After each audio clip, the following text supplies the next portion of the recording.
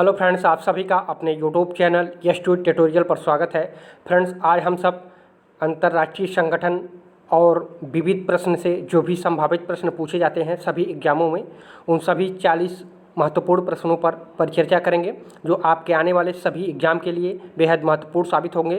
तो friends, video को शुरू से लेकर अंत तक जरूर देखिएगा और इन सभी प्रश्नों को तैयार कर लीजिएगा। तो चलिए आज का पहला प्रश्न शुरू करते हैं। आज का पहला प्रश्न है, संयुक्त राष्ट्र संघ का आरंभ कब हुआ था? सही उत्तर हो जाएगा आपका ऑप्शन नंबर बी। ठीक है, 1945 में संयुक्त राष्ट्र संघ का आरंभ हुआ था। ठीक है, सैन फ्रांसिस्को अमेरिका में अप्रैल से जून 1945 में तक चले सम्मेलन में संयुक्त राष्ट्र संघ के चार्टर को अंतिम रूप दिया गया तथा 26 जून 1945 को 50 राष्ट्रों ने इस पर हस्ताक्षर किए। पोलैंड इस सम्मेलन में उपस्थित नहीं हुआ था। बाद में 91 सदस्य के रूप में उसने इस पर हस्ताक्षर किए थे। यह चार्टर 24 अक्टूबर 1945 से प्रभावी हुआ था। ठीक है, तो सही उत्तर हो जाएगा आपका ऑप्शन नंबर बी। अगला प्रश्न देखते हैं। दूसरा प्रश्न है, संयुक्त राष्ट्र महासंघ दिवस कब मनाया जाता है? तो कौन सा ऑप्शन सही हो जाएगा? तो सही उत्तर हो जाएगा आपका 24 अक्टूबर। ठीक है, संयुक्त राष्ट्र संघ के गठन जो हुआ था 24 अक्टूबर 1945 को हुआ था और 24 अक्टूबर जो होता है संयुक्त राष्ट्र महासंघ दिवस के रूप में मनाया जाता है। अगला प्रश्न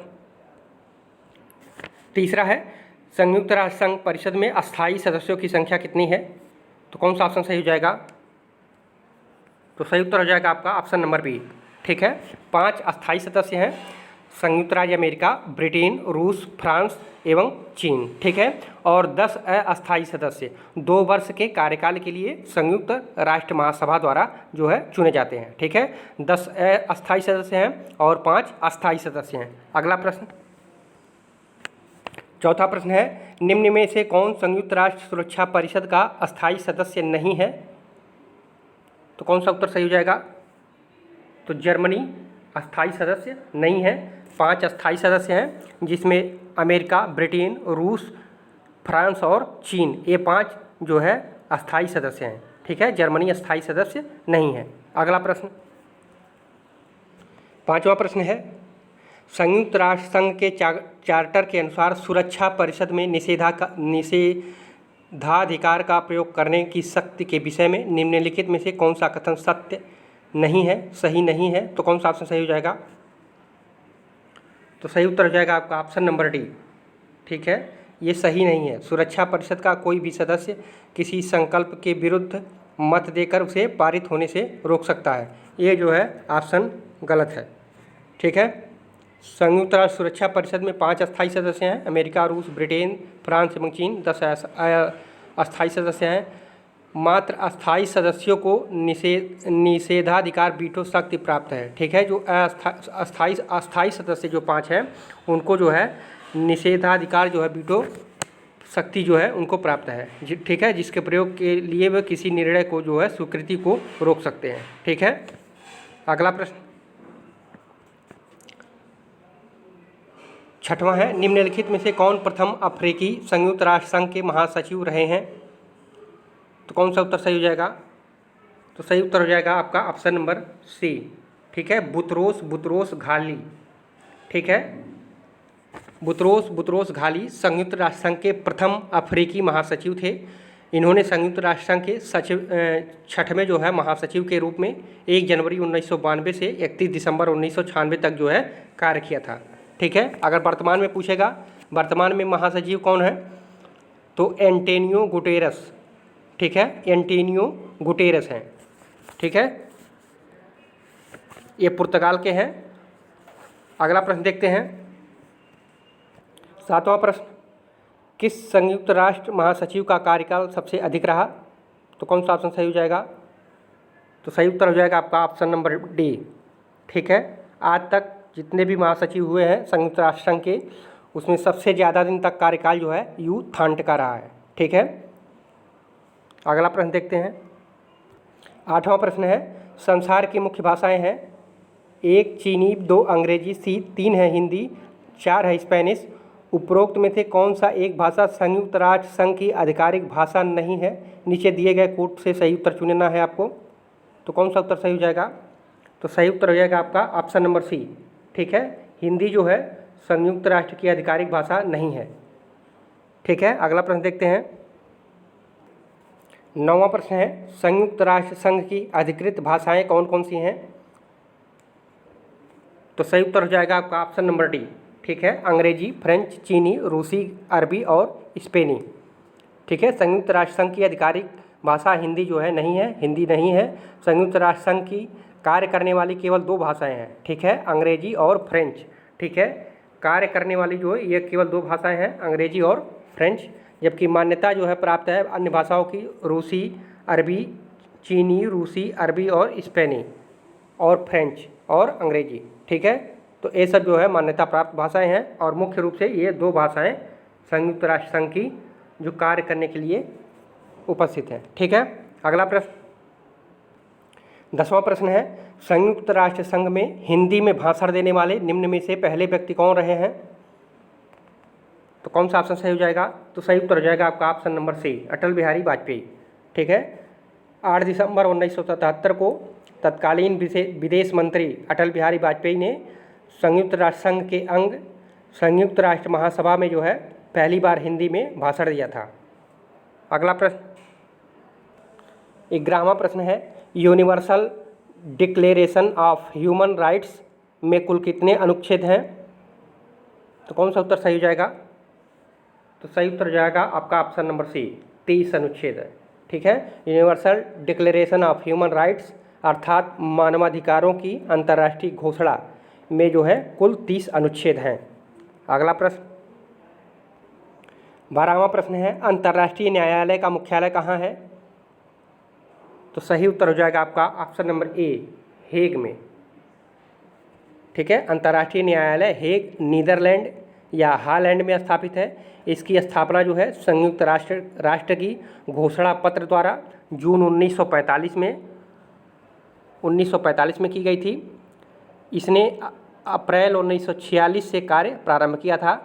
अंतर्राष्ट्रीय न्यायालय राष्ट्र संघ के 6 प्रधान अंगों में पहला है जो न्यूयॉर्क से बाहर स्थित है। ठीक है, अगला प्रश्न 14वां प्रश्न है, एमनेस्टी इंटरनेशनल क्या है? तो सही उत्तर हो जाएगा आपका ऑप्शन नंबर बी। ठीक है, विश्वव्यापी मानव अधिकार आंदोलन है। ठीक है, एमनेस्टी इंटरनेशनल एक विश्वव्यापी मानव अधिकार आंदोलन है। इसकी स्थापना 1961 में की गई थी। लंदन के एक बैरिस्टर पीटर बेंसेंस ने की थी। वर्ष 1961 में पीटर बेंसेंसन ने विश्व में हो रही अनैतिक गिरफ्तारी के विरोध में द फॉरगॉटेन प्रिजनर्स नामक एक लेख लिखा। एमनेस्टी इंटरनेशनल उन्हीं के विचारों का एक मूर्त रूप है। इसका मुख्यालय जो है वो लंदन में है। ठीक है, स्थापना जो है 1961 में और इसकी जो कार्यालय है वो लंदन में है। अगला प्रश्न 15वां है, एमनेस्टी इंटरनेशनल एक संगठन है जो जुड़ा हुआ है। तो कौन सा ऑप्शन सही हो जाएगा? तो सही उत्तर हो जाएगा आपका ऑप्शन नंबर बी। ठीक है, मानव अधिकारों के संरक्षण से ये जुड़ा हुआ है। ठीक है, इसकी स्थापना भी ऊपर वाले प्रश्न में हम लोग देखे हैं 1961 में हुआ था और इसका मुख्यालय जो है 1961 में हुआ था। इसका मुख्यालय जो है लंदन में है।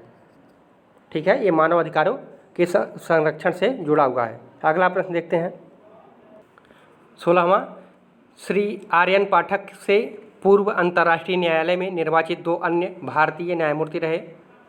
तो कौन सा ऑप्शन सही हो जाएगा? तो सही उत्तर हो जाएगा आपका ऑप्शन नंबर सी। ठीक है, BR राव व नगेंद्र सिंह।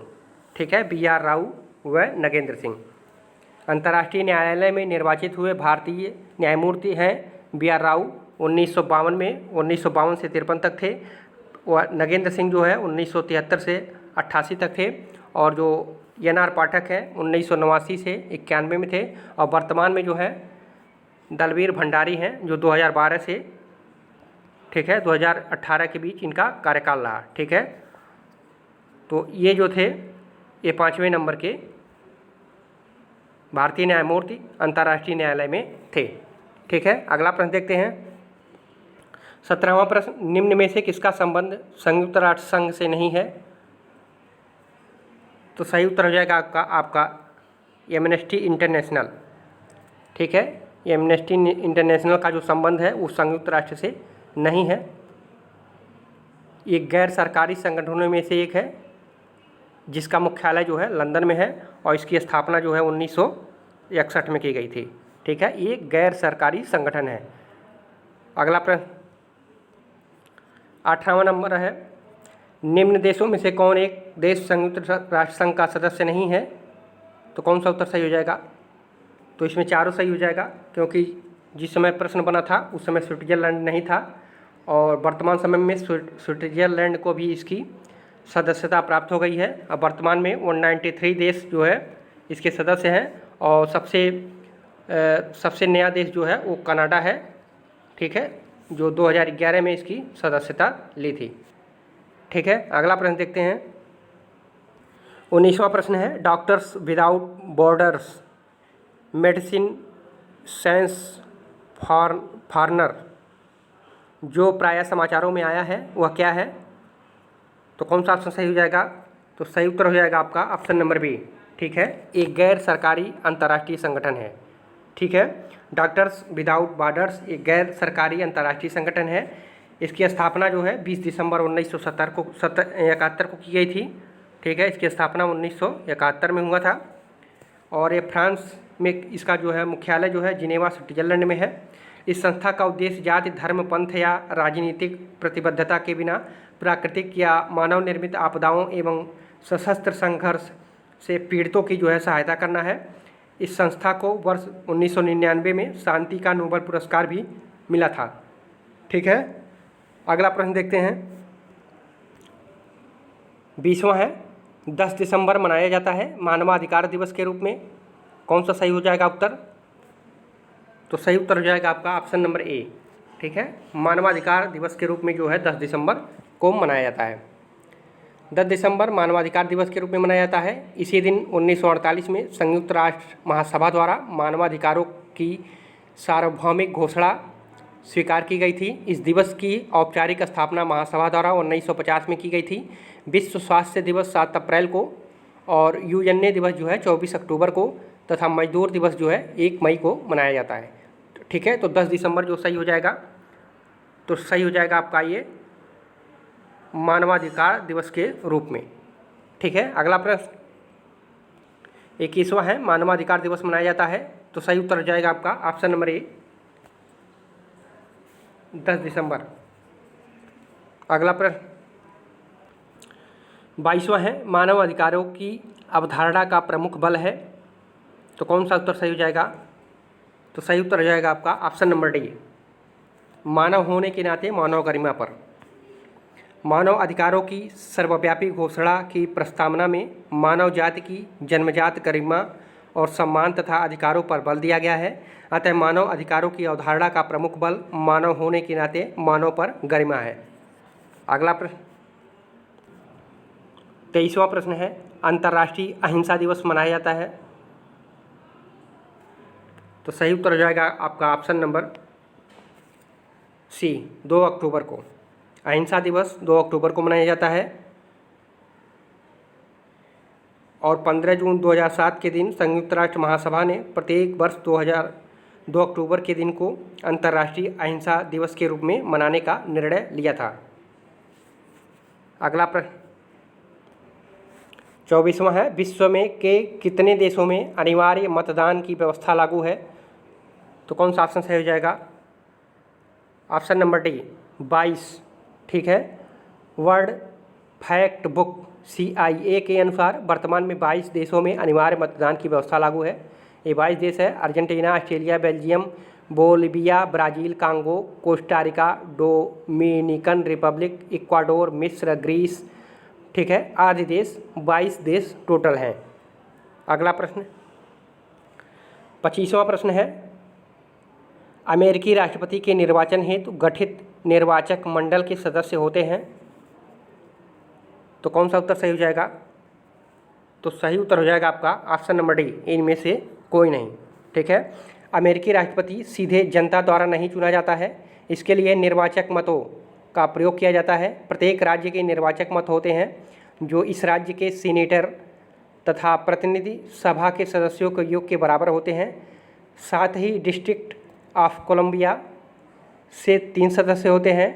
इलेक्टोरल कॉलेज अमेरिकी कांग्रेस से भिन्न है। वर्तमान में अमेरिकी राष्ट्रपति के लिए कुल निर्वाचकों की संख्या जो है 538 है। अगला प्रश्न 26वां नंबर, अमेरिकी राष्ट्रपति की चुनाव प्रक्रिया में पहली प्राइमरी कहाँ होती है?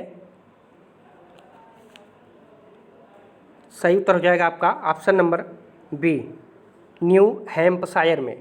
ठीक है, अमेरिकी राष्ट्रपति की चुनाव प्रक्रिया में पहली प्राइमरी न्यू हैम्पशायर एवं लोवा राज्य से होती है, जिसके लिए चुनाव राष्ट्रपति चुनाव से लगभग 1 वर्ष पूर्व ही हो जाते हैं। पारंपरिक रूप से यहीं से अमेरिकी राष्ट्रपति की चुनाव प्रक्रिया का प्रारंभ होता है। अगला प्रश्न 27 नंबर है, अध्यक्षात्मक शासन का उदय सर्वप्रथम किस देश में हुआ था? तो सही उत्तर हो जाएगा आपका ऑप्शन नंबर डी, संयुक्त राष्ट्र अमेरिका में। अध्यक्षात्मक शासन व्यवस्था का उदय सर्वप्रथम संयुक्त राज्य अमेरिका में हुआ था। इस शासन प्रणाली के प्रमुख कार्यकारी शक्ति राष्ट्रपति के पास होती है। वह लोगों द्वारा प्रत्यक्ष या अप्रत्यक्ष रूप से निश्चित अवधि के लिए चुना जाता है। अगला प्रश्न 28वां नंबर है, लिखित संविधान की अवधारणा कॉन्सेप्ट ने सर्वप्रथम कहाँ जन्म लिया? तो सही उत्तर हो जाएगा आपका ऑप्शन नंबर बी। ठीक है, संयुक्त राज्य अमेरिका में। लिखित संविधान की अवधारणा का जन्म संयुक्त राज्य अमेरिका में हुआ। इस प्रकार संयुक्त राज्य अमेरिका का संविधान विश्व का प्रथम लिखित और सबसे छोटा संविधान है। अगला प्रश्न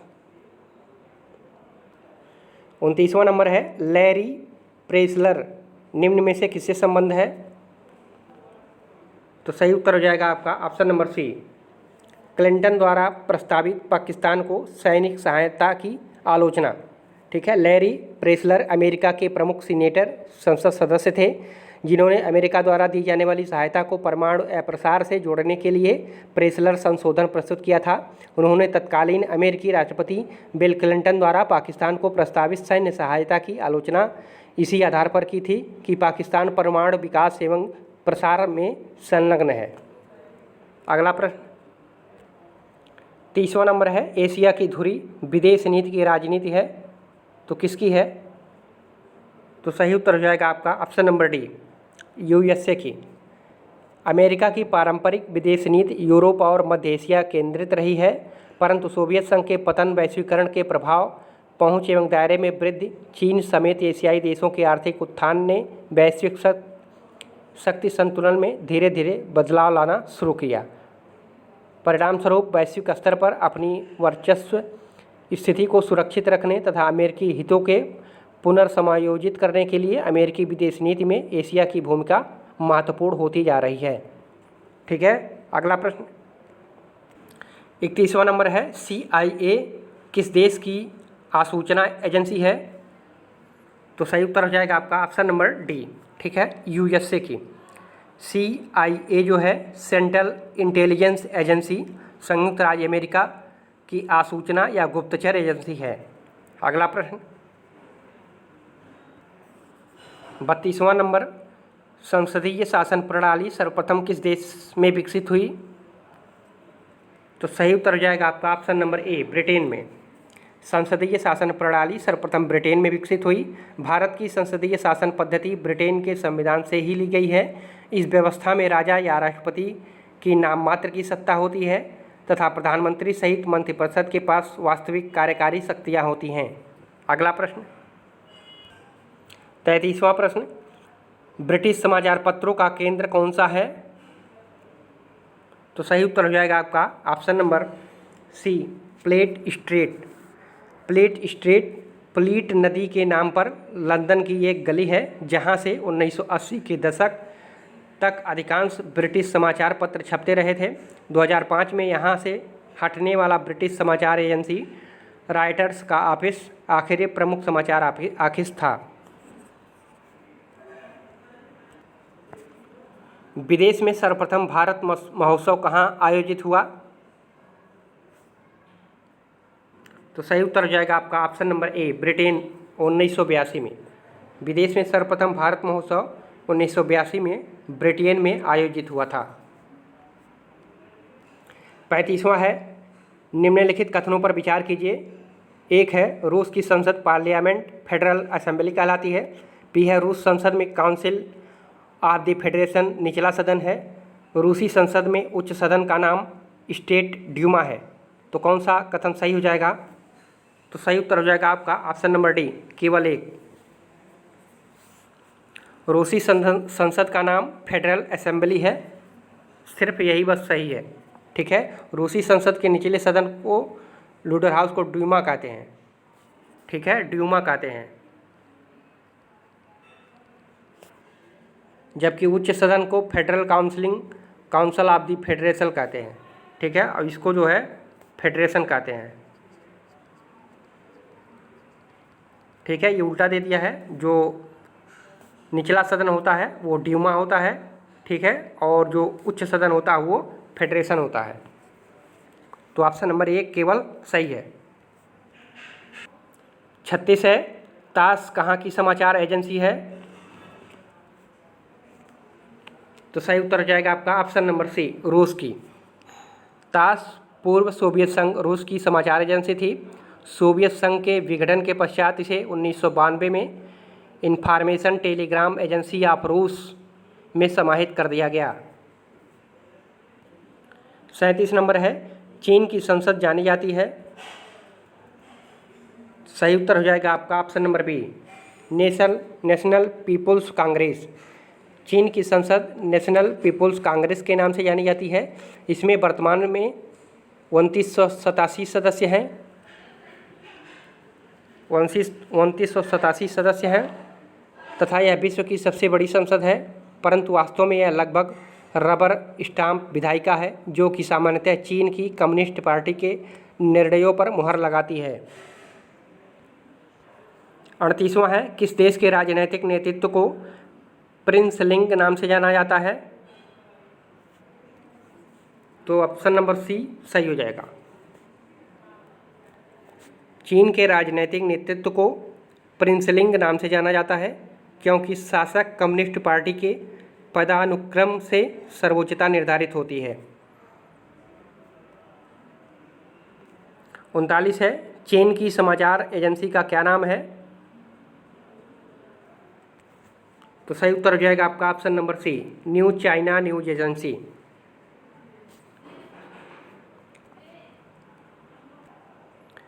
ISI का पूरा नाम क्या है?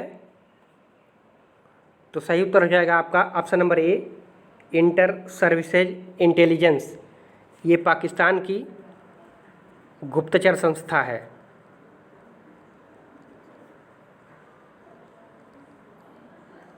ठीक है, ISI जो पाकिस्तान की एक गुप्तचर संस्था है, इसका पूरा नाम है इंटर सर्विसेज इंटेलिजेंस।